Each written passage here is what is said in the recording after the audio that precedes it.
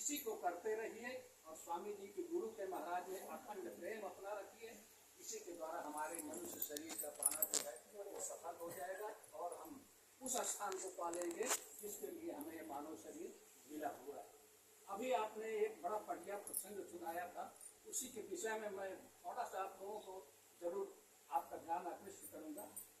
जो कुछ आप दान जो कुछ आपको भगवान ने दिया उसमें से कुछ हिस्सा गरीबों को, बेसहारों को या अपने परिवार में ही कोई ऐसा आसक्त व्यक्ति हो उसके लिए जो है कुछ दान धर्म अवश्य करना चाहिए। आपने बड़ा अच्छा उदाहरण दिया था राजा भोज का।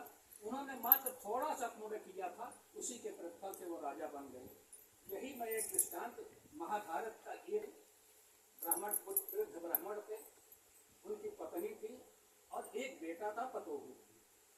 घर में जो है कोई साधन और नहीं था, भिक्षाटन करना और क्या कहते हैं राम राम करके जितना भिक्षा मिल गया उसी में अपने परिवार का उदर पोषण किया करते थे। एक समय की बात है, दुर्भिक्ष पड़ गया, सूखा पड़ गया।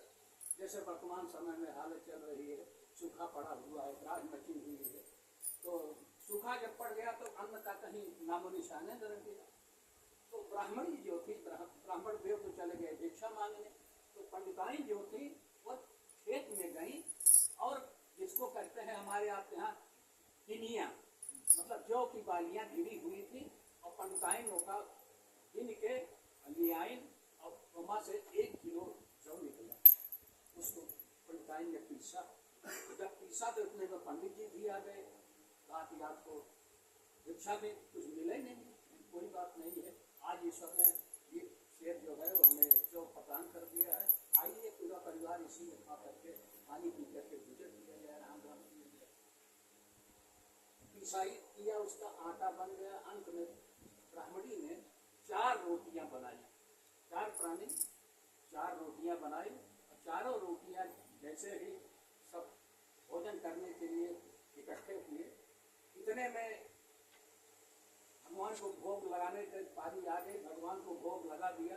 इतने देर में एक वृद्ध ब्राह्मण आ गया। कहा कि भैया मैं 7 दिनों का भूखा और मुझे जो है कुछ खाने के दीजिए। ब्राह्मण देव बोले कि अतिथि देव हो, जो दरवाजे पर आ जाए वो अतिथि जो है वो देवता के बराबर होता है। इसलिए ब्राह्मण देव ने कहा कि दीजिए महाराज, ये हमारा हिस्सा आपको समर्पित है। ब्राह्मण देव ने 1 रोटी खाया। मेरी सुधा बल्कि खाए न होते तब अच्छा था। उतने में पंडिताइन तो जो है 1 रोटी लेकर के भिक्षा कर रही थी। तो पंडिताइन ने कहा जब हमारे पतिदेव ही भूखे रहेंगे तो मैं क्या करूँगा खा करके। अपनी रोटी उस भिखारी को उन्होंने दे दिया।